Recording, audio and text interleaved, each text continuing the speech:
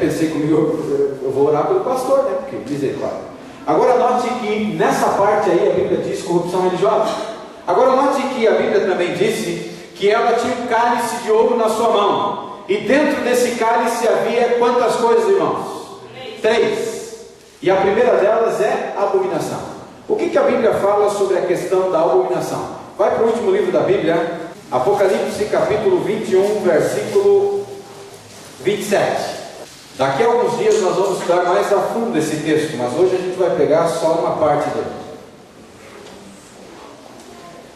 Vamos ampliar a ideia da palavra abominação e depois nós vamos ver o significado na Bíblia. A Bíblia diz assim: nela nunca jamais penetrará coisa alguma contaminada. Nela o que, irmãos? Qual é o título que aparece em cima do capítulo 21? O novo céu e a nova terra. Em cima do versículo 9, a nova Jerusalém. Então a Bíblia aí está falando do novo céu, a nova terra, a nova Jerusalém, a pátria celestial. Olha para o verso da Bíblia, 27. Nela nunca jamais penetrará coisa alguma, o que, irmãos? Nem o que pratica o que? E mentira, mas somente os inscritos no livro da vida de quem? Do Cordeiro. Daqui a alguns dias a gente vai trabalhar um pouco sobre isso. Mas note que abominação, de acordo com a Bíblia, alguém que comete abominação vai entrar na nova terra, sim ou não? Vai entrar na nova Jerusalém, sim ou não? Não. Então note que esta igreja, só que neste momento já começa a ficar encrencada diante de Deus. Porque esta igreja, a Bíblia diz, capítulo 17, que ela tem um cálice que tem abominação. Mas o que é abominação? O que é abominação? Vamos agora lá para o Antigo Testamento, o livro de Provérbios. Lá tem em meio da Bíblia os Salmos, aí vem o livro de Provérbios, capítulo 28. Capítulo 28, nós vamos ler aí o versículo 9. Olha o que a Bíblia diz aí. O que desvia os ouvidos de ouvir o que, irmãos? Até a sua oração será o que? Olha para cá. A Bíblia está dizendo assim: uma pessoa, um homem, uma mulher, um pregador, aquele que desvia os seus ouvidos de ouvir o que? Até a sua oração será o que? Abominável. Então note que abominação, de acordo com a Bíblia, é rejeição da lei de Deus. É uma pessoa que desvia os ouvidos. Deus diz assim lá no mandamento: não matarás, e ele vai lá e mata. Ele desviou os ouvidos da lei, sim ou não? Sim. A Bíblia diz lá no mandamento de Deus: não adulterarás, e ele vai lá e adultera. Ele rejeitou a lei de Deus, sim ou não? A Bíblia diz assim: honra teu pai e tua mãe, e ele pega e anda dando tapa no rosto do seu pai, ou xingando o pai ou a mãe. Ele rejeitou a lei de Deus, sim ou não? De acordo com a Bíblia, ele cometeu a abominação. Lembra que lá Apocalipse disse: aquele que comete abominação ou mentira, que daqui a alguns dias a gente vai falar sobre a mentira também. Este não vai entrar no novo céu e também na nova Jerusalém e na nova terra. Então note, quem está dizendo aqui sou eu? Sou eu que estou falando? É a Bíblia.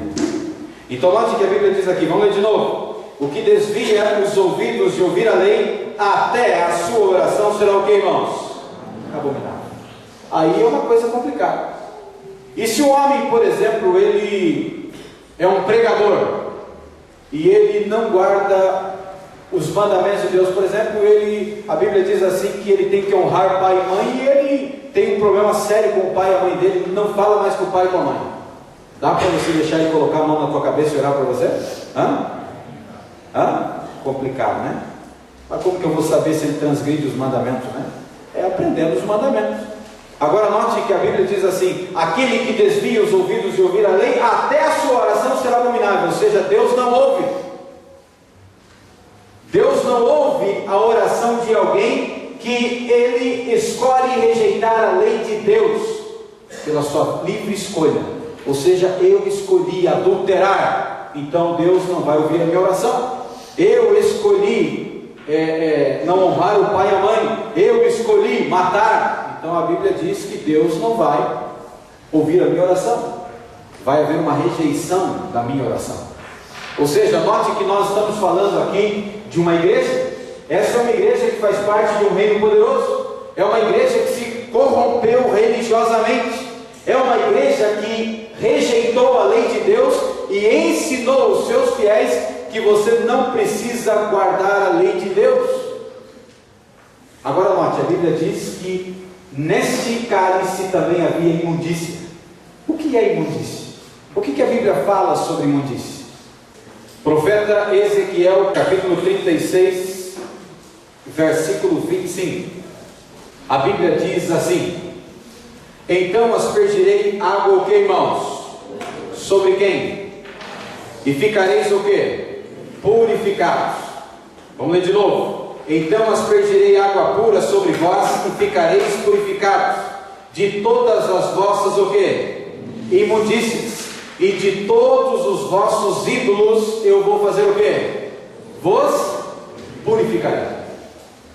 Então note que a Bíblia diz aqui, ou melhor, compara a purificação com uma água que vem pura, e essa água vem de Deus para limpar a imundície do povo. E essa imundícia do povo é comparada à questão do que, irmãos? Idolatria. Eu aspergirei água sobre vocês, água pura, a Bíblia diz assim, e eu purificarei vocês dos vossos ídolos. Então note que nessa visão aqui que nós estamos tendo, e a revelação aqui do profeta João, esta igreja fundamentada no reino poderoso, se corrompeu religiosamente, rejeitou conscientemente a lei de Deus e ensinou a prática da idolatria aos fiéis. Agora note que é o profeta que está falando. Nós estamos dentro de um livro profético. Então note que a Bíblia também fala aqui sobre a questão idolatria. Mas eu vou te dar um exemplo aqui, para você entender muito bem desse assunto. Como que acontece a questão da prática em que Deus ele considera como imundícia a questão da idolatria? Muitos anos atrás existia um homem chamado Abraão. Ouviu falar do Abraão? Que recebeu uma promessa de Deus que ele seria pai de uma grande nação. E aí Deus muda o nome dele de Abrão para Abraão, pai de uma multidão. E Deus diz assim: ó Abraão, você vai ser pai de uma grande multidão. E ele diz: Senhor, como é que pode? Como é que eu vou poder ser pai de uma grande multidão se a minha mulher tem quase 100 anos de idade? E a minha mulher nunca teve filho, é estéril, é seca e não pode ter filhos. É fácil uma mulher com 90 anos ter filho? E Deus promete, mas ela vai ser uma mãe. E o tempo passa e o Abraão aí, meio fraco na fé, dá ouvidos à sua esposa e diz assim: Abraão, você não entendeu direito, rapaz. Deus vai dar filhos para nós, mas não é filho comigo. Havia um costume, para você ter uma ideia, que era uma prática pagã na época que o povo de Israel acabou tendo, que era uma prática mais ou menos assim de ter concubinas, de ter muitas mulheres.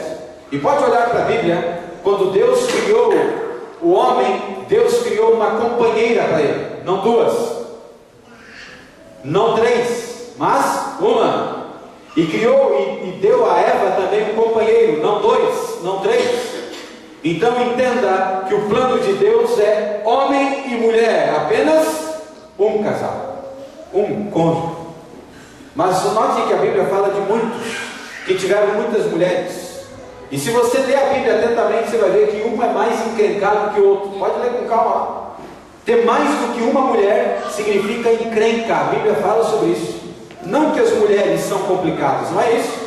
É que, meu amigo, você ter esse tipo de prática não é uma bênção de Deus e vai gerar atrito. Imagine você, mulher, dividir o seu marido com outro homem ou com uma outra mulher, que é o que está acontecendo aí fora hoje, né? Ou o marido dividir a mulher com outra mulher, que é o que está acontecendo aí fora hoje. Mas note que, imagine dividir dentro de uma única casa com um outro cônjuge. Eu conheci um homem que tinha 6 mulheres e as 6 moravam na mesma casa. Você já imaginou? Mas o Abraão aí, despertado para a esposa, ele disse assim: eu vou ter filhos através de Agar, que era serva, era uma escrava, uma garota de 23 anos, e o homem com 100. Aí ele falou: rapaz, tem uma ideia boa, né? Você já está velhinha, 90 anos, olhou para a secretária do lar, né, escrava, eu vou ter filho com ela. E ele teve um filho. Daqui uns dias nós vamos falar um pouco sobre esse assunto. Aí eu vou trabalhar firme sobre Ismael e também Isaac. E você vai entender o que tem a ver conosco hoje. A encrenca nossa tem a ver com Ismael e Isaac. E é por isso que hoje existem 38 mil tipos de diferentes religiões e começou com eles. E numa noite nós vamos estudar aí. Agora note que o Abraão, ele teve um filho. O primeiro filho com a escrava se chamou Ismael. Aí aparece de novo 3 personagens para ele, pelo meio do deserto. E chegam para ele lá na tenda onde ele estava. Ele recebe os homens, ele lava o pé deles e manda matar ali um boi cevado e faz um banquete. E a Bíblia descreve como um deles sendo o próprio Cristo. E ele diz assim: ô Abraão, daqui 1 ano Sara, tua esposa, dará à luz a um filho. E a Sara estava lá dentro da barraca, né? E ela deu risada, ela riu. Como é que pode? E quando ela sai de lá, e ela vem de lá, o anjo diz para ela: por que você riu? Porque você riu, o nome da criança será Isaac, que significa riso, ou aquele que ri. Daqui 1 ano, viu, mulher? Você vai dar à luz. Dali 1 ano nasceu o Isaac. E o Isaac era o filho do papai. Era o preferido do pai e da mãe. Era aquele nenê que não podia colocar o pé no chão. Era aquele nenê mimado. E foi criado daquela maneira. Foi tão forte a maneira como ele foi criado, que quando ele tinha 40 anos, quem foi procurar uma esposa para ele foi o pai. Mas já tinha 40 anos, ó. Agora note, ele começou a cuidar tanto do filho, mas tanto daquele filho, que ele transformou o filho em um ídolo no seu coração. Até um dia que Deus aparece e diz assim: ô Abraão, olha para cá. Aí ele olha para Deus e Deus diz assim: agora pega teu filho, o teu único filho, a quem tu amas, sobe em cima do Monte Moriá e oferece em sacrifício para mim. A Bíblia não diz não matarás? E por que Deus está pedindo para o homem matar o próprio filho? Percebeu isso? Vamos, Abraão, sobe lá em cima da montanha, no Monte Moriá, e passa a faca no menino, e aí você vai provar que você me ama. E ele ficou muito com dificuldade durante aqueles dias.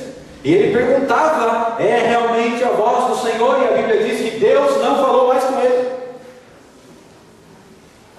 E aí ele toma a decisão difícil, mas toma a decisão de ir.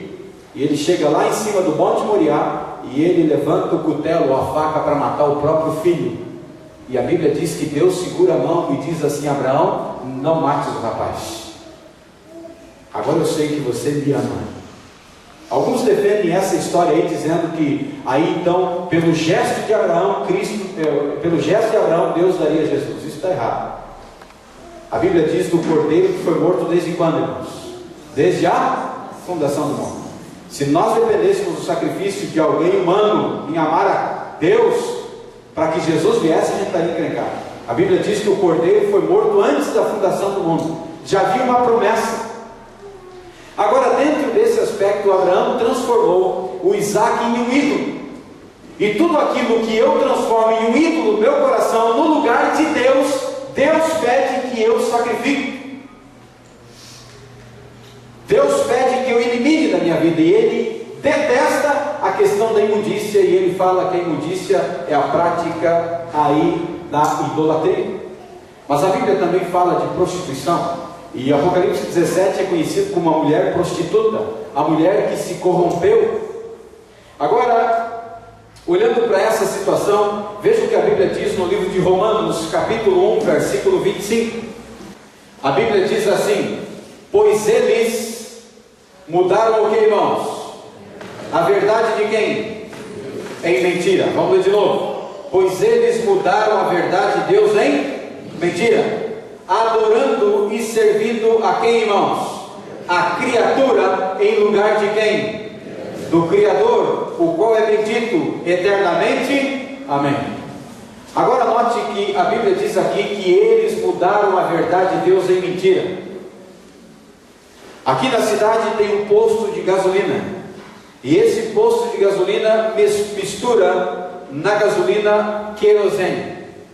Eu posso dizer que essa gasolina é uma gasolina adulterada, sim ou não?